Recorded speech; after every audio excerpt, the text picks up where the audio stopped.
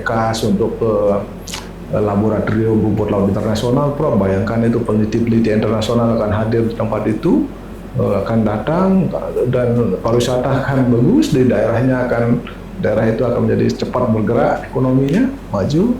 Kemudian tidak diperhatikan, jadi kurang ya selalu kurang fasilitas segala macam, padahal dia diharapkan ini kan untuk siap kerja gitu. Data kami di UNRAM ini ada sekitar 42% mahasiswa kita. Mahasiswa kami itu adalah mahasiswa yang tergolong, mohon maaf, grade-nya di grade 1, 2, Prof. Lewat media ini kami ketuk orang tua, para alumni yang kebetulan punya rezeki yang lebih menjadi orang tua asuh buat mereka. Kan berapa sih, Prof? Hanya 1 juta atau 1.600.000, paling tinggi itu 800. Hanya itu pun UKT setiap semester. Dengan begitu harapan kita kemudian itulah UNRAM berdampak, kampus berdampak, harapan kami, Prof. Nah, jadi kalau seandainya kita buka keran seperti itu, orang akan berlomba-lomba mengejar dengan menggunakan uang. Bagaimana mereka yang miskin? Itu kan artinya prinsip keadilan tidak kelihatan seimbang akan terjadi di seperti itu. Karena Assalamualaikum warahmatullahi wabarakatuh. Salam sejahtera, Om Swastiastu, Namo Buddhaya, Salam Kebajikan. Bapak Ibu sekalian, penggemar dan pencinta dari podcast yang dipandu oleh Prof. Zainal Abidin. Pada hari ini kita kedatangan tokoh-tokoh penting di dunia pendidikan. Ya, kita bersyukur. Pertama adalah Pak Rektor UNRAM, Profesor Dr. Suwardi. Ya. Assalamualaikum Pak Rektor. Waalaikumsalam, Prof. Yang kedua adalah Bapak Kadis Tipora, Pak Dr. Samsul Hadi MPD. Assalamualaikum Pak. Waalaikumsalam. Samsul ya sudah berkenan datang.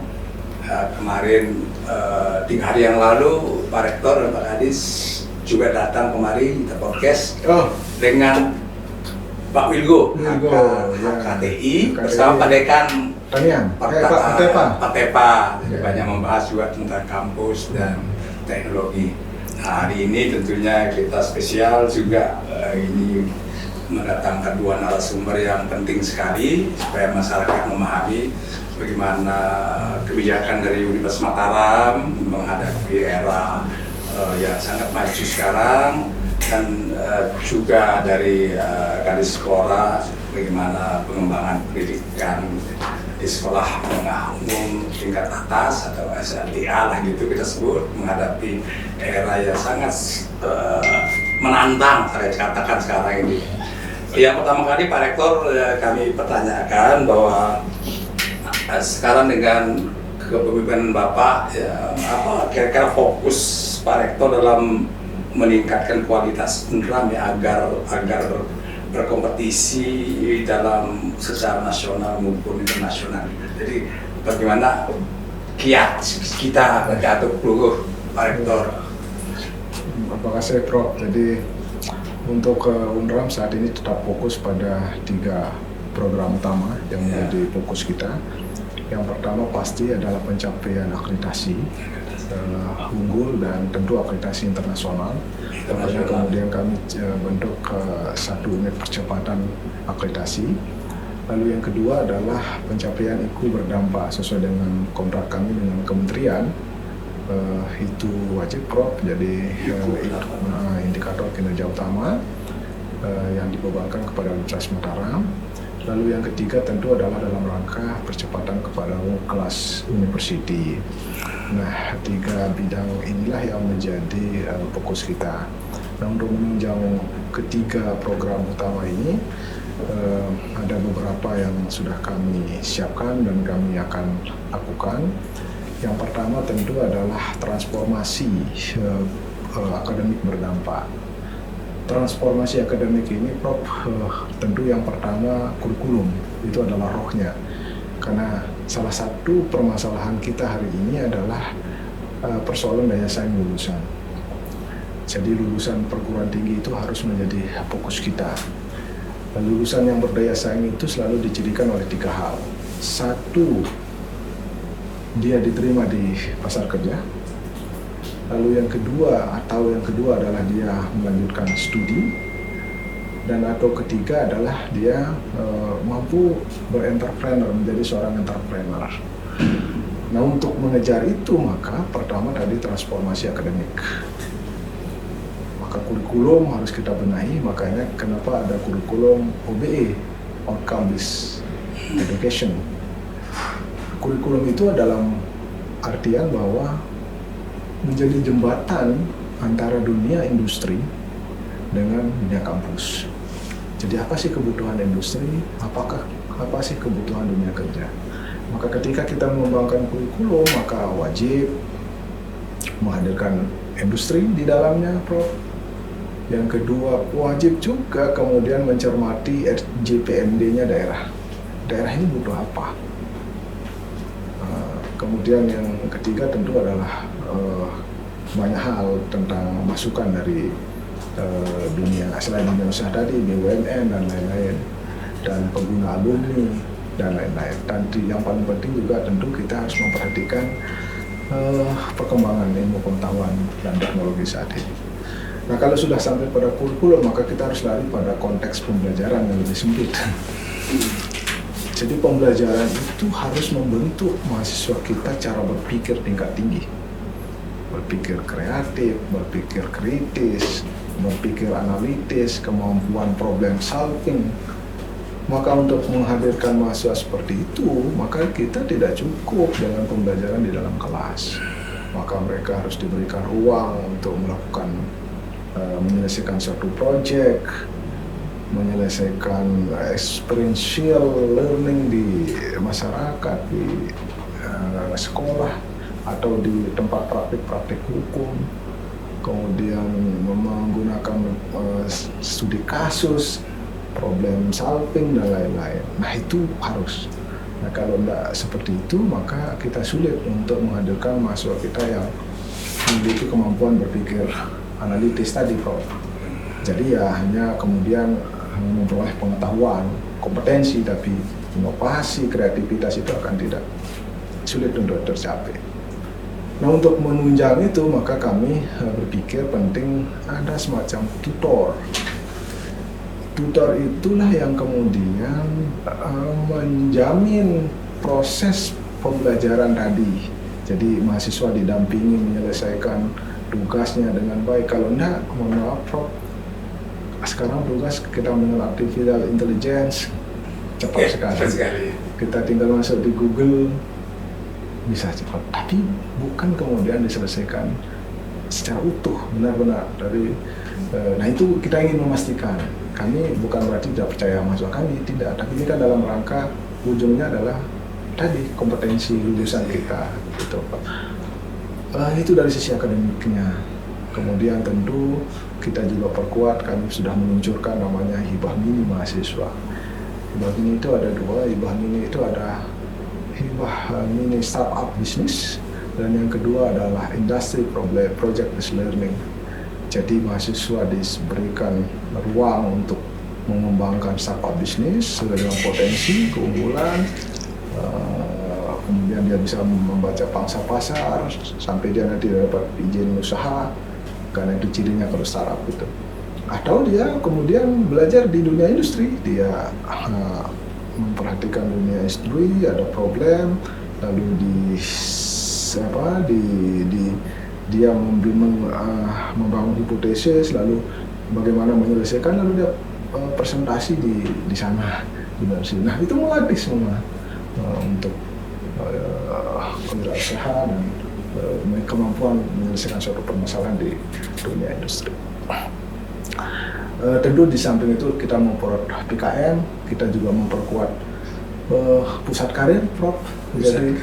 Jadi di undang itu BKPK namanya, tapi kita arahkan ke pusat karir. Jadi sebelum mahasiswa kita itu, kita betul-betul melepas mahasiswa kita itu nanti sudah bagus. Jadi misalnya mereka dilatih dulu tentang literasi dasar, kemampuan berpikir analitis, kemampuan analisis data, sehingga kalau keluar itu sudah siap. Terus dia mungkin juga, bukan mungkin lagi, tapi bekerja sama dengan yang punya lisensi, Prof, di SMP gitu, bahwa nanti mereka mengeluarkan sertifikat kompetensi yang kemudian melekat kepada mahasiswa. Jadi kita sudah siapkan. Kemudian bagaimana dilatih membuat biodata yang benar, CV yang benar, bagaimana menghadapi wawancara yang benar, semua dilatih. Di samping mungkin kita siapkan juga job fire-nya. Nah, itu baru dari satu sisi, Prof. Dari sisi. Nah, belum kita bicara dari riset dan pengabdian. Iya, ini match dengan dengan tadi Pak Rektor sampaikan. Nah, di tingkat pendidikan menengah atas atau kan ada sekolah SMKK maksudnya SMK yang khusus dengan SMA itu. Kira-kira yang sekarang ada Pak Kadis ya, itu masih sesuai ya kebutuhan pasar ya dengan SMK yang ada di NTB ini, atau perlu ada ya pembenahan atau apa sehingga matching tadi bahwa kita di pasaran kerja lulusan kita itu diterima, atau apa yang perlu dibenahi di pendidikan umum dan SMK-nya menurut pandangan Pak Kadis? Baik ya, terima kasih. Dalam pendidikan jenjang SMK tentu yang paling basic sekali itu adalah bagaimana kita menghasilkan lulusan yang sesuai dengan kebutuhan pasar dalam hal ini, baik itu dunia kerja maupun dunia industri. Karena itu ada strategi yang memang harus terjadi di SMK khususnya adalah link and match, menyesuaikan, menghubungkan antara kebutuhan dunia kerja dan industri. Nah, oleh karena itu di program-program yang ada di SMK, syarat utama untuk kemudian kita berikan izin itu adalah sejauh mana dia bisa memformulasikan kebutuhan-kebutuhan yang ada di daerah dengan jurusan yang dibuka. Namun demikian juga memang realitas terutama di jenjang swasta yang memang tentu adalah inisiasinya dari masyarakat dalam ini adalah yayasan-yayasan pendidikan itu kadang memang mengusulkan pembuatan SMK yang dijustifikasi itu adalah sebagai satu kebutuhan yang ada di masyarakat, lebih karena memang biasanya tren dan sebagainya, tetapi tetap kita kendalikan kaitannya dengan itu. Nah, jadi intinya bahwa di jenjang SMK memang sekali lagi link and match itu adalah sangat basic sekali yang harus memang dilakukan oleh semua sekolah di jenjang SMK. Begitu. Kemarin hari apa itu malam minggu lah ya, itu saya diskusi bersama kira-kira 30 para guru, para sekolah di Lombok Garden. Ada anggota DPR pusat dari Komisi 10 mereka curhat semua tentang SMK ini, artinya merasa tidak diperhatikan, kurang selalu kurang fasilitas segala macam, padahal dia diharapkan ini kan untuk siap kerja gitu. Pandangan Bapak benar nggak itu memang kurang mendapat perhatian SMK ini, misalnya gitu, menurut perspektif yang perlu lihat, atau ya sudah cukup lah, tapi perlu memang semangat untuk berinovasi atau bekerja lebih keras lagi sekarang ini. Ya sebenarnya bukan berarti kita tidak memberikan perhatian. Di NTB ini dengan swasta itu 360 jumlah SMK. 360 ya. Yang 100-nya itu negeri. 100 negeri. Ya, kira-kira kalau tidak salah ingat saya seperti itu ya. Nah memang kalau sesuatu yang banyak itu kan biasanya kan distribusinya semakin tersebar kan? Sehingga kemudian barangkali teman-teman di swasta terutama merasa tidak diperhatikan. Seringkali anggapan bahwa ketika SMK itu sudah dibuka oleh pihak swasta itu semuanya itu harus diberikan perhatian oleh pemerintah. Kemampuan pemerintah kan juga sangat terbatas. Bukan distribusinya semakin banyak. Buktinya sekarang kan memang sangat banyak sekali yang diberikan bantuan oleh pemerintah, baik itu melalui APBN maupun juga melalui APBD. Gitu. Kadang-kadang begini Pak Rektor ya, kan SMK ini ya, memang disiapkan untuk Iya. ya, kerja lah ya, Iya. untuk siap kerja, nggak usah kuliah lah gitu. Tapi pengalaman kami juga ikut di PR4 dulu kan, Ada banyak juga yang daftar untuk kuliah lanjut. ya, begini dia. Gitu. Memang pernah stigma itu ya. Ya. Kita tahu stigma yang mengatakan bahwa SMK menyumbang pengangguran tertinggi. Tapi pada kenyataannya juga sebenarnya banyak SMK yang karena leadershipnya bagus oleh kepala sekolah berhasil. Contoh saya katakan saja di SMK 1 Lembang 3 hari yang lalu, tepatnya hari Senin, hari Selasa atau hari Senin kemarin itu saya menyaksikan MUI dari Gedang PT Pelni 60 alumni SMK 1 Lembang itu direkrut menjadi tenaga kru kapal. Itu terobosan-terobosan kepala sekolah yang berhasil mampu membawa SMK itu menjadi SMK yang hebat leadershipnya. Karena itu pemerintah provinsi itu dari kami meyakini karena leadership itu kami akan membuat program namanya GoTime. GoTime itu Golden Ticket Management. Itu kepala sekolah SMK yang berhasil melakukan beragam transformasi di SMK-nya, ya salah satu tadi adalah meng-link and match-kannya dengan dunia usaha tenaga kerja. Kami akan berikannya karpet merah dan nanti akan ditempatkan di sekolah-sekolah yang SMK yang kami anggap itu katakanlah tidak berdaya. Nanti dia akan mengimbaskan apa praktik baik yang sudah dilakukannya di tempatnya yang lama yang telah berhasil tadi di tempat yang baru itu. Nah, kepala SMK ini kan kita tahu bahwa juga di backup oleh guru. Maka dia membawa 2 guru yang yang dianggap telah membantu dia sehingga dia bisa melakukan berbagai transformasi yang ada di situ. Kami berikan namanya program Sikampan, Silver Ticket Asisten Mutu Pendidikan. Itu. Jadi dia akan membantu kami tempatkan. Nah, ada tantangannya ini.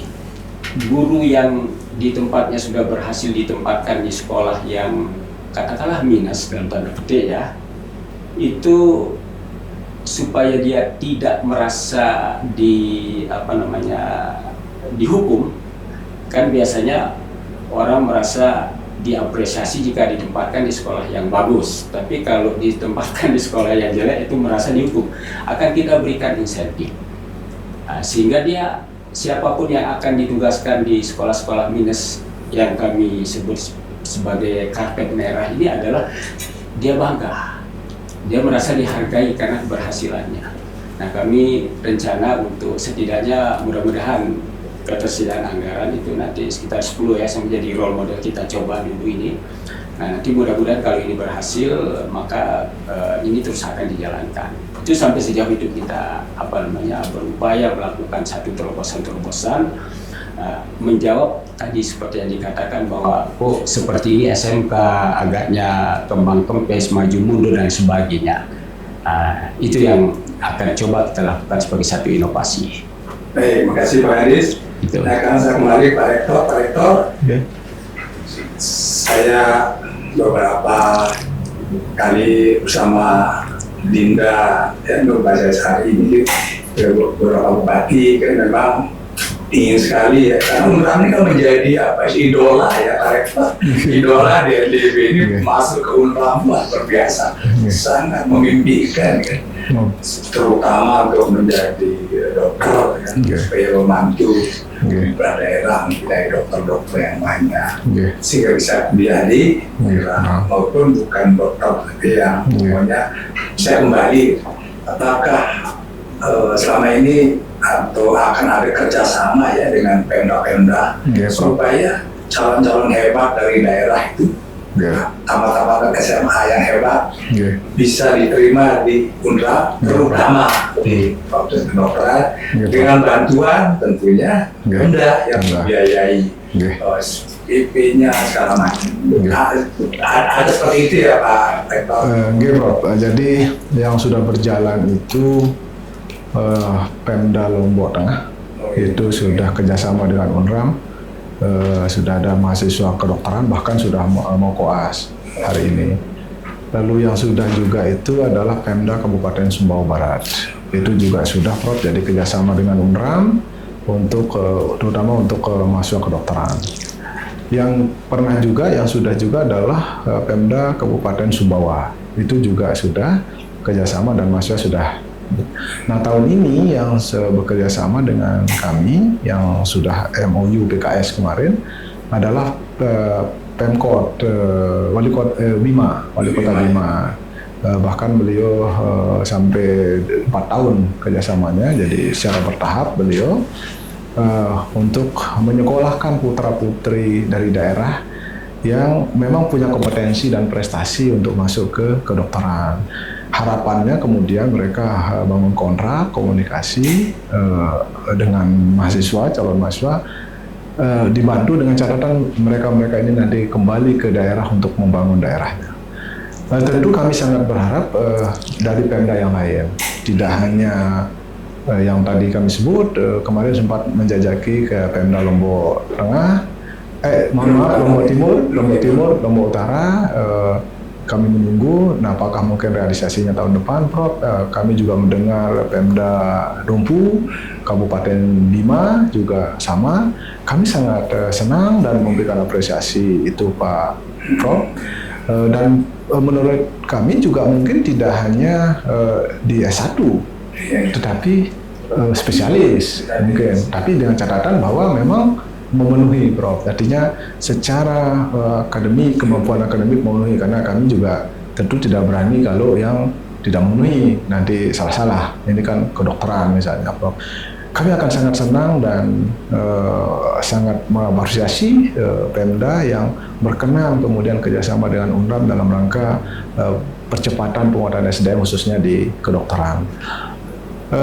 Selain itu kami memang terus komunikasi dengan Pemda, tentu tidak hanya pada kedokteran, tapi hari ini bahwa data kami di UNRAM ini ada sekitar 42% mahasiswa kita, mahasiswa kami itu adalah mahasiswa yang tergolong, mohon maaf, grade-nya di grade 1, 2, Prof. Ini kan anak-anak bangsa, anak-anak daerah kita yang mudah-mudahan tidak karena alasan itu kemudian mereka putus sekolah, tidak bisa melanjutkan studinya, Prof. Sehingga itulah kenapa kemudian kami juga menghampiri, datang ke pimpinan daerah dengan harapan mudah-mudahan mereka mungkin membantu adik-adik ini, mahasiswa kita ini.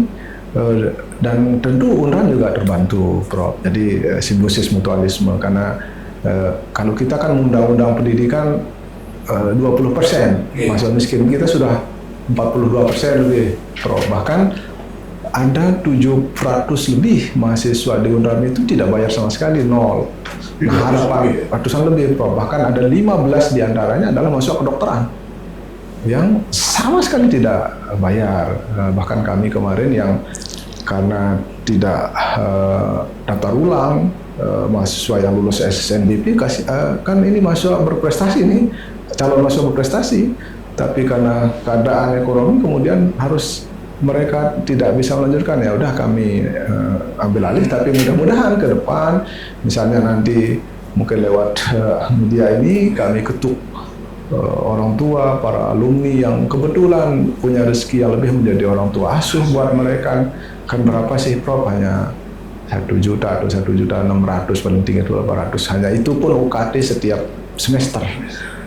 Dengan begitu harapan kita kemudian itulah UNRAM berdampak, kampus berdampak, harapan kami, Prof. Nah, itulah kami kemudian komunikasi dengan Pemda. Nah, tetapi tentu kami juga, Prof, sangat berharap bahwa hari ini kondisi kami, fasilitas kita juga masih kurang, terutama PPDS ini, Prof. Karena PPDS ini kan sudah 9 ini dibuka, sementara ruangnya, fasilitas gedungnya masih belum ada. Kemudian dulu kan kita merekrut 100, tapi oleh pusat kita ditugaskan 250 S1. Tetapi dampaknya sekarang ini sudah mau ujian. ketika ujian nih mereka kan ruangnya terbatas nih Prof. Ya. Bayangkan kalau itu kan kapasitas sudah 100 dan kami harus mikirkan itu dan tahun depan harus kami siapkan untuk ruang ujian bagi mahasiswa yang 250 tadi karena ujian kedokteran ini kan standarnya tinggi Prof. Jadi tidak bisa hanya ruang satu ruang tapi dia ada ruang kecil-kecil yang kemudian tempatnya secara bergantian standarnya memang tinggi. Nah, dari situ juga kami sangat berharap Pemda. Kami bayangkan kalau ini sekarang PPDS, Pemda juga banyak mengisi, tapi kami sangat berharap urunan. Urunan misalnya, ya tidak usah banyak. Kalau kita berkaca dari gedung yang ada saat ini yang kita bangun sendiri, 2 gedung itu kan hanya sekitar 26 atau 25 M itu. Nah, kalau misalnya ada 10 kabupaten atau termasuk satu provinsi urunan ya hibah 1 miliar, 1,5 miliar kan jadi ada satu gedung PPDS kan itu nanti gedungnya ya udah gedung ITB atau kalau enggak gitu bisa kami komunikasi mungkin nanti dengan difasilitasi dengan Aman Mineral mungkin CSR-nya sehingga gedungnya menjadi gedungnya Aman Mineral gitu kan inilah kemudian kami Prof. Dan kami sangat senang sekali penerimaan di Pemda sangat baik sekali dan alhamdulillah kerjasama Pemda Lombok Timur kami diberikan tanah untuk di EKAS untuk laboratorium rumput laut internasional Prof. Bayangkan itu peneliti-peneliti internasional akan hadir di tempat itu akan datang dan pariwisata akan bagus di daerahnya daerah itu akan menjadi cepat bergerak ekonominya maju. Kemudian juga kami masih menunggu di Grupuk juga kami akan dikasih kurang lebih mudah-mudahan dapat 30 hari juga. Prof itu adalah untuk laboratorium spesialis kepulauan. Kita ini Indonesia ini kita NTB ini bangga ini karena UNRAM hanya UNRAM yang punya. Di samping itu ada memang swasta Hang Tuah dan yang baru memang UTM. Tapi kita sudah duluan tentang spesialis kepulauan dan kita harus punya lab tentang kepulauan itu, Prof. Nah, itulah kemudian kami terus bangun komunikasi dengan Pemda dan sinergi. Di samping tentu kemudian kami juga harus kembali ke daerah, misalnya melalui program kampus berdampak, profesor berdampak. Kami anggarkan profesor berdampaknya hampir 2 M. Nah, itu untuk kembali membangun daerah dan berkelanjutan, tidak boleh membangun 1 tahun, tapi multi-years, misalnya 3 tahun sehingga kelihatan dampaknya, bisa kita lihat seperti apa penaikan pendapatan masyarakat, ekonomi, ke perbaikan sosial, misalnya sudah berkurang nikah usia muda misalnya atau berkurang perceraian misalnya. Dan lingkungan tentu Prof. Nah, 3 indikator itu. Profesor berdampak itu Pak Rektor itu kerjasama juga dengan mahasiswa ya dengan PPM ya? Memang di bawah PPM, betul Prof. Jadi disitulah nanti pengabdiannya juga semua diarahkan begitu. Jadi tidak bisa mohon maaf pengabdian yang hari ini datang kita ceramah, sosialisasi lalu nanti pulang-pulang ke lesehan, nggak mau maaf. Ya tidak boleh, harus multi-years, nggak apa-apa negaranya besar tapi dia tempatnya sudah area-area yang memang kita fokuskan saja supaya lebih kelihatan Prof. Hasilnya jangan loncat sini, loncat sana, loncat sini gitu. Nah itu mungkin Prof ini adalah cita-cita kita bahwa memang harus kembali kampus. Jadi kan kita hari ini tidak membutuhkan hanya orang yang cerdas Prof, tapi orang pemikir yang bisa memberikan solusi bagi masyarakat. Kami tidak ingin guru besar itu dikenal hanya sebagai reviewer di internasional, tapi dia tidak dikenal di masyarakatnya, maka harus turun. Itulah Prof. Kenapa? Karena dia multidisiplin di situ. Jadi pertaniannya ada, peternakannya ada, hukumnya ada, ekonominya ada, pendidikannya ada. Itu kira-kira gitu Prof. Jadi Pak Benur, Pak Bupati, mohon dibantu betul ini Universitas Mataram dalam kekurangan fasilitas kita seperti disampaikan tadi. Bila perlu, kalau gubernur menyumbang gedung, kita namakan gedung Muhammad Iqbal, gitu kan, gedung Pak Nazmul Anwar, kan, Nazmul, kan, ya, gitu kan. Artinya memang seperti simbol bahwa itu memang ada perjuangan dan spirit dari pemimpin kita di NTB ini. Kita harus kasih penghargaan seperti itu. Betul. Abu Bakar, itu kan karena spirit. Iya. Kita ingin, mari sumbang kami hormati. Kan, gitu. Seperti itu mungkin kalah gitu. Sama juga kan, para dinas itu. Ada nggak seperti tadi itu begini? Kan tantangan Bapak sebenarnya di dalam penerimaan mahasiswa baru ini kan, siswa baru ini sistem penerimaan SPMB, sistem penerimaan baru kan. Segi memang sekolah itu butuh dana tuh untuk biaya operasional di sekolah masing-masing. Sementara untuk memungut bantuan segala macam dipersoalkan, dikatakan pungli. Sekarang ada raperda ke DPRD dipersoalkan juga, kan. Daripada ini jadi problem ya, dan pakai donasi itu masih ya. Iya, sekarang SPMB itu domisili istilahnya. Ya, dulu kan zonasi. Ya, buka saja keran. Ya, selain yang mau sekolah di SMA A, ya, tapi dia wilayahnya di silakan, tapi nyumbang gitu. Oh iya. Iya. Sehingga membantu sekolah itu. Ya, daripada sembunyi-sembunyi gitu ya. Artinya entah kita katakan zona ataupun lokasi, tapi nyatanya memang banyak orang di luar zona itu sekolah di SMA tertentu. Karena dia maunya ke sekolah favoritnya kan. Nah, daripada kekurangan terus oke, ada sekian persen. Ya, kita kasih kuota sekian persen dari wilayah bukan zona A gitu misalnya, sehingga tidak perlu ada kekurangan sebenarnya dana. Karena yang dari luar yang mau ke Mataram misalnya pasti itu orang kaya itu mau sekolah SMA 1 misalnya kan, tapi lokasi dia berasal dari bukan Senagung, pasti ya orang yang mampu lah itu mau sekolah di kota Mataram. Nah, daripada ini kita di demo ya Pak, saya kan sering bela di koran, saya sering bela guru-guru atau sekolah SMA gitu.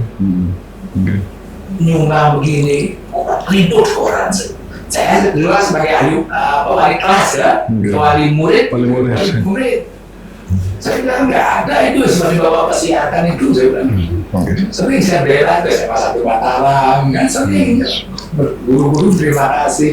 Artinya mungkin ada suatu kebijakan yang coba kita lakukan untuk menerima siswa ini gimana modelnya sehingga juga ada reward atau beda cara sekolah. Artinya dia kan harus posisi bukan boleh nggak bagaimana menurut Bapak? Baik ya, SPMB ya sekali lagi ini sedang berlangsung juga SPMB. Ya, kalau dalam prinsip pendidikan itu salah satu prinsip yang paling mendasar itu adalah keadilan. Dapat diakses oleh semua. Karena itu kan ada headline yaitu adalah pendidikan untuk semua. Nah, jadi kalau seandainya kita buka keran seperti itu, orang akan berlomba-lomba mengejar dengan menggunakan uang. Bagaimana mereka yang miskin? Itu kan artinya prinsip keadilan tidak kelihatan seimbang akan terjadi di seperti itu. Karena itu pemerintah mengaturnya ada 4 jalur. Yang pertama 30% itu adalah afirmasi untuk masyarakat miskin yang kurang mampu. Yang kemudian ada juga kita siapkan 5% itu adalah jalur mutasi. Kenyataannya memang banyak yang ditugaskan dari kementerian yang berbeda, kemudian masuk ke Pemda, kemudian juga yang vertikal, instansi vertikal datang ke NTB dan sebagainya, ada kita siapkan itu. Itu supaya bahwa kan mereka juga kan punya anak, kalau dia tinggalkan anaknya itu bagaimana kalau dia kemudian kaku dengan atau tidak ada peluang atau porsi untuk dia juga kan keadilan juga akan di sini. Kemudian yang ketiga itu ada jalur prestasi. Yang tadi itu ada prestasi akademik dan ada prestasi non akademik. Nah, yang ketiga itu adalah jalur domisili. Itu 35%, itu 35. Jadi yang berdasarkan domisili terdekat dengan titik sekolah. Itu yang kita siapkan. Itu sedang berlangsung itu 35%. Jika kadang-kadang afirmasi ini tidak terisi, kadang-kadang di satu tempat tertentu masyarakat miskin sedikit. Ya, karena porsinya besar, jadi sisanya itu nanti kita siapkan untuk memperbesar jalur domisili. Nah, itulah sebenarnya yang kita lakukan atas nama keadilan untuk semua. Karena selama ini kalau seperti yang dulu-dulu belum ada diatur seperti ini, semua sekolah itu memiliki otoritas melakukan penerimaan murid baru. Kadang-kadang yang terjadi itu ada anak yang di depan sekolah itu tidak bisa masuk di sekolah itu. Padahal kalau ada sesuatu yang terjadi, ada pencurian, kebakaran, siapa yang paling repot? Pertama kali adalah tetangga sekolah itu. Itu yang terjadi di waktu-waktu yang lalu. Tapi tentu mereka mendapatkan prioritas utama untuk mengakses pendidikan di situ. Sama dengan SMA 1 Mataram. Dulu anak-anak Gomong jarang yang ngomong asli sana itu. Jarang juga yang sekolah di SMA 1, tapi sekarang enggak. Mereka justru menjadi prioritas karena SMA 1 ada di Gomong. Nah, misalnya seperti itu. Itulah yang diatur demikian demi atas nama keadilan semua bisa mengakses pendidikan yang baik di manapun itu. Nah, kemudian terkait dengan pendanaan, itu ya pendanaan yang disinggung tadi itu. Jadi ada regulasi peraturan menteri nomor 75 tahun 2016 terkait dengan yang mengatur sumbangan pendidikan. Itu Permendikbud terkait dengan komite yang dilaksanakan oleh komite. Ada 3 prinsip sebenarnya ada di situ. Satu, itu adalah tidak bisa ditentukan jumlah atau platnya, harus sekian gitu kan. Yang kedua, tidak boleh mewajibkan. Yang ketiga, tidak bisa menentukan batas waktu. Misalnya ini bulan ini gitu, sehingga kemudian ya harus dijadikan sebagai rujukan untuk kita. Nah, pada kenyataannya di waktu yang lalu ketika ada istilahnya BPP yang kemudian di moratorium ini, itu memang satu sisi kepala sekolah itu leluasa menggunakan keuangan sekolah dalam rangka untuk atas nama untuk meningkatkan mutu pendidikan gitu. Tetapi pada kenyataannya menimbulkan berbagai hal di lapangan. Ada anak yang tidak mampu membayar, ditahan ijazahnya. Itu berarti prinsip keadilan tidak terjadi, gitu kan. Kemudian ada juga yang ya dalam tanda petik penyalahgunaan, yang ya kita tahu semua karena sudah disampaikan di media. Persoalan yang utamanya adalah akuntabilitas keuangan. Nah, itu sebenarnya rekomendasi BPK itu moratorium, sehingga kemudian di moratorium. Nah, ribut di lapangan diinisiasi oleh DPR untuk membuat perda yang sekarang masih ada di tangan DPRD, perdanya gitu. Nah, kita sebenarnya sudah menyampaikan jalan tengah. Memang kalau kita bicara tentang butuh anggaran, gitu. Tapi untuk sementara saya selaku pemangku di situ mengajak kepala sekolah, ayo kita review rencana kerja anggaran sekolahnya. Apa yang kita lakukan fokus yang langsung memiliki hubungan langsung dengan upaya peningkatan mutu pendidikan. Ya, di sisi lain kadang kita dikritik, seberapapun uang yang kita berikan, tapi ternyata mutu pendidikan kita itu jalan di tempat, poco-poco, jadi segitu-gitu aja, tidak meningkat. Urutan kita secara nasional juga tidak berubah sama sekali. Tapi selalu dulu bahwa anggaran yang paling menentukan kualitas atau mutu pendidikan, pada kenyataannya tidak selalu seperti itu. banyak juga kepala sekolah yang hebat, kreatif, inovatif, itu melakukan berbagai macam terobosan, tidak selalu terpaku dengan anggaran, ternyata berhasil juga meningkatkan mutu pendidikannya. Gitu. Tetapi tetap kita mencari jalan tengah. Salah satu yang kita usulkan kemarin itu untuk, karena di Raperda itu salah satu prinsipnya tadi juga keadilan. DPR sih kemarin mengatakan itu tidak boleh, harus sukarela saja gitu kan. Tetapi kenyataannya di lapangan kalau sukarela tidak ada yang mau. Tidak ada yang mau secara sukarela. Jadi betul zong gitu kan.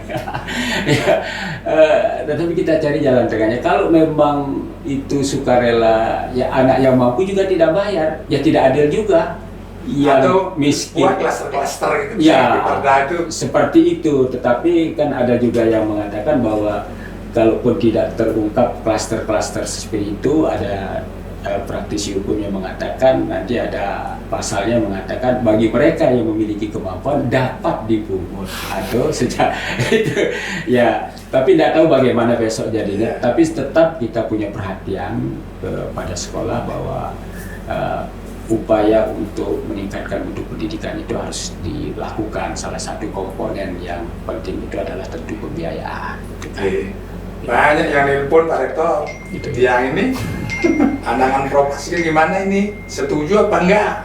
Yang setuju juga nelpon, yang enggak setuju juga tentang Raperda itu. Jadi ada kubu di dalam itu, kubu ada yang enggak setuju kita ada Raperda, ada yang enggak setuju. Makanya kami kemarin kan begini, ya memang kita karena dari BD akuntabilitas kita lemah. Karena itu kami di Pemprov itu kemarin baru selesai melakukan pelatihan akuntabilitas pertanggungjawaban keuangan supaya dia tahu. Kadang-kadang kepala sekolah itu ada yang memang sebenarnya tidak ada niatan untuk melakukan kesalahan pengelolaan keuangan, tapi karena tidak tahuannya itu tentang pengelolaan itu sesuai dengan aturan yang ada, regulasi yang ada, sehingga kemudian keliru, salah gitu. Nah karena itulah kita fasilitasi, kami melakukan baru kemarin selesai itu melakukan pelatihan tata kelola keuangan bagi kepala sekolah SMA SMK gitu ya. Jadi terakhir Pak Rektor, Siap. kalau saya cermati sekarang kita di Unram, khususnya Babil khususnya di Fakultas Hukum Pak Rektor, Gitu. duit pensiun nih Oh, guru besar besok apalagi Betul. tahun depan itu betul. habis deh hampir setengah guru besar. Betul, Pak. Saya dengar kan ada percepatan guru besar, ataupun ada macam-macam program. Ya, gimana Pak Rektor menanggapi ini? Karena memang kita Betul. agak susah ya sekarang guru besar tuh ya. Besar. Kesulitan untuk mempercepat. Ada mungkin mudah-mudahan program percepatan Oke. yang tunggu beragas ya, seperti apa nanti aplikasinya Pak Rektor. Iya, Prof. Terima kasih, Prof. Memang ada gap ini, agak jauh generasi kami di Unram Iya betul. antara guru besar dengan yang muda.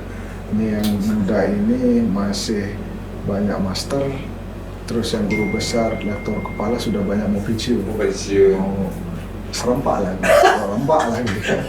Nah, kalau kami tidak antisipasi 3 tahun ke depan ini kita jatuh lagi.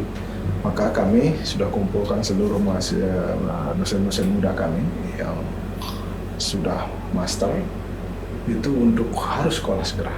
Itu satu dulu. Jadi mereka dulu juga sudah membuat kontrak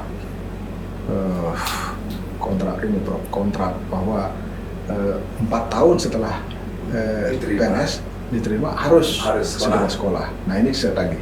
Jadi tidak ada ruang tidak sekolah. Karena kita ini kadang mau kasihkan teman-teman ini mungkin, tapi ini analisis karena kita remunerasi mungkin wah ini sekolah nanti terhambat, terus jabatan fungsional ditarik dan hal-hal itu. Tapi saya yakinkan bahwa tidak akan pernah maju kalau tidak sekolah, minimal harus S3. Maka kami gerakan harus sekolah. Kalau mereka tidak dapat beasiswa, kami siapkan bantuan pendidikan. Kalau bantuan pendidikan yang dibebas tugaskan itu 90% UKT SPP-nya kita bayarkan. Tapi yang tidak dibebas tugaskan, yang dulu izin bahasanya itu kami bantu 60%. Lalu yang kedua, kalau yang harus ke luar negeri sekolahnya, kami juga sudah siapkan free untuk kursus bahasa di pusat bahasa, termasuk untuk tes IELTS-nya semua gratis kita siapkan.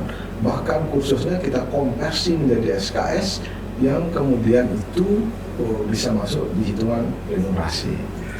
Seperti itu kami memfasilitasi dosen-dosen muda, dan tidak ada pilihan harus sekolah. Yang kata 2003 ke bawah harus sekolah. Nanti bisa diatur di prodi. Itu satu.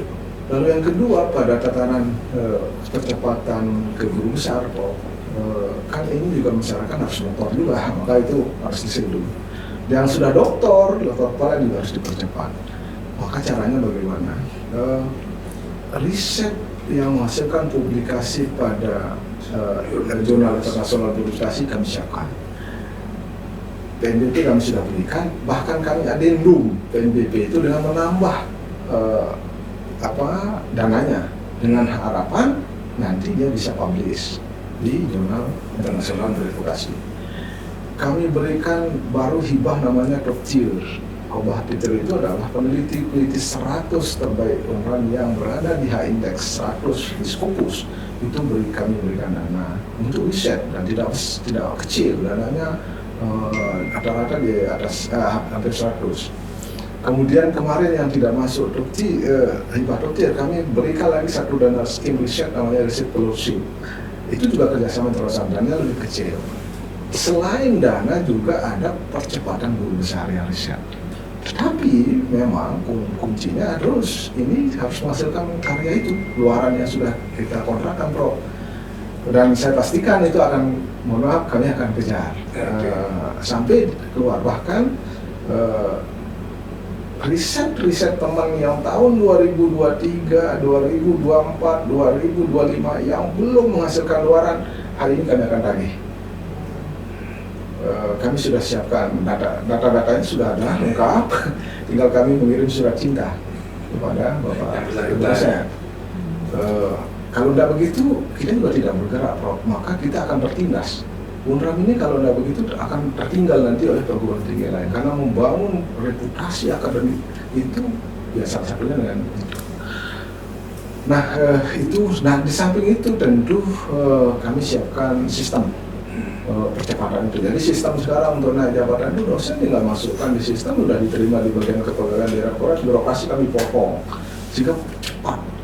Karena niatan kita adalah dalam rangka mempercepat guru besar. Memang sekarang ini syaratnya lebih sulit ini, Prof. Syaratnya malah 2 kan. Bahkan untuk penelitiannya minimal 45%. Balik seperti yang dulu, Prof. Tapi tidak ada alasan. Harus kita percepat. Nah, itulah strategi yang kami lakukan. Jadi sistemnya kami bangunkan, sistem lebih dimudahkan, dipercepat, tetapi tetap integritas akademik harus dijaga.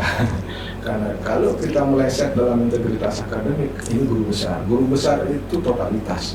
Guru besar bukan hanya pintar secara keilmuan, tapi komprehensif.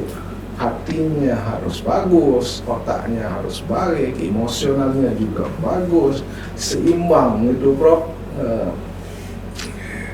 Kalau bahasa kita daya kalbu, daya otak, daya itu harus seimbang. Nah, itulah kita harapkan menjadi betul-betul guru besar yang mumpuni. Nah, itu strateginya, Prof. Dan kami sangat yakin bahwa itu tercapai.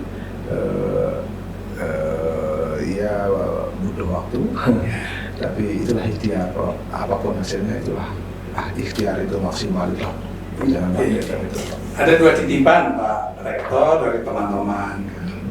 Pertama, kan kita di Fakultas Hukum, jurnalnya itu Scopus, malah Q2 kan, hampir Q1 waktu dia luar biasa deh. Tapi nggak boleh orang dalam nulis. Betul. Bisa nggak ini disampaikan ke Dikti? Gimana sih kita punya Scopus kok nggak bisa nulis di tempat kita sendiri? Sehingga penambah kan? Sebenarnya solusinya mudah, Prof.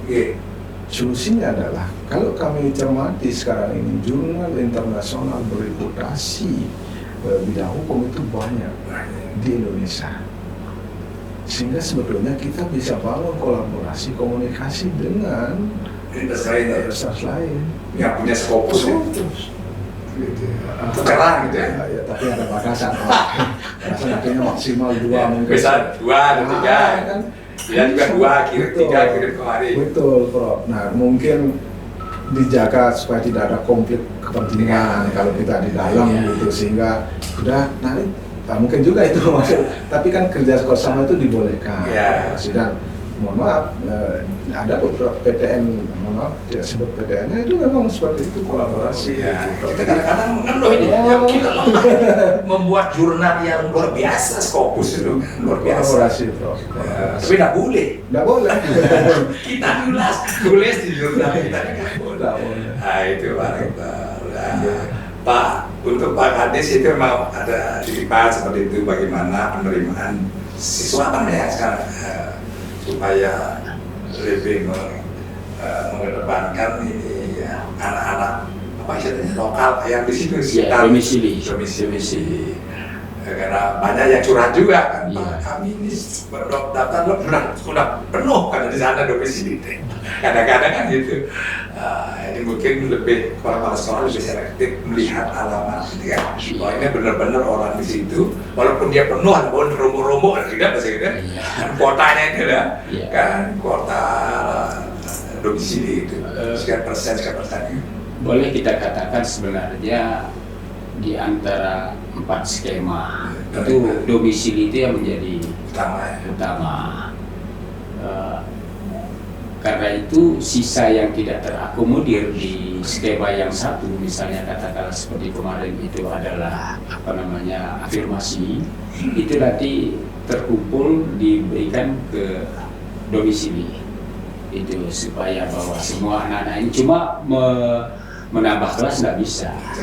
Misalnya kan gini, katakanlah peminatnya banyak, 10 kelas hanya tersedia, tapi kemudian dijadikan 12 kelas. Itu tidak bisa. Sebab apa? Itu semua tersistem di dalam sistem Dapodik yang dikelola sistemnya oleh pusat. Jadi konsekuensinya kalau nambah kelas ini, anak itu tidak terakomodir nanti di sistem Dapodiknya. Dia tidak tercatat di dalam sebagai siswa di situ. Nah, karena itu tahun ini kita berikan pengecualian bagi sekolah-sekolah yang peminatnya besar. Itu menambah jumlah siswa per kelas. Ya, karena gini, kalau di dalam Dapodik itu, jika dia bertambah kelas, maka berarti anak itu ada yang belajar tidak di dalam kelas. Nah, gitu kan. Nah, kalau tidak belajar di dalam kelas, itu akan mengganggu prestise dari sekolah. Itu dianggap tidak melaksanakan standar pembelajaran yang benar, yang baik, akan kocar-kacir lah istilahnya. Itu juga bisa mempengaruhi kinerja sekolah. Dianggap bahwa ada anak yang tidak terakomodir di kelas, maka itu bagian dari kinerja yang dianggap kurang bagus begitu. Nah, karena itu sekali lagi solusinya tadi itu adalah ada pengecualian sekolah-sekolah tertentu menambah jumlah siswa di dalam kelas. Itu berdasarkan evaluasi di tahun-tahun yang lalu. Yang tadinya mungkin ada 10 kelas itu dulu kan standarnya 32 misalnya, 32. Sekarang ada yang 36, kalau rata-rata standarnya kita pasang 36. Tapi ada juga yang kita berikan dalam arti pengecualian menjadi 38 per kelas. Kemudian ada juga yang 40 daerah yang betul-betul. Karena kadang-kadang memang dia di situ ada yang memang ya cocoknya sekolah di situ, tapi saking banyaknya begitu anak-anak yang ada di situ mendaftar, kemudian kalau dia keluar ke tempat lain juga prinsip-prinsip dari sistem yang dibangun itu juga ada tidak bisa diwujudkan, sehingga kemudian ada pengecualian bagi sekolah-sekolah yang peminatnya besar atau jumlah penduduk di sekitarnya besar. Itu yang kita lakukan. Baik, terima kasih Pak Kadis, Pak Rektor, pemirsa sekalian yang saya hormati. Demikianlah bincang-bincang kita hampir 1 jam ya, dan rasa berbagai hal yang sudah disampaikan oleh Pak Rektor dan program dan berbagai terobosan-terobosan dari Pak Rektor Unra, termasuk bagaimana Pak Kadis ya di Pora.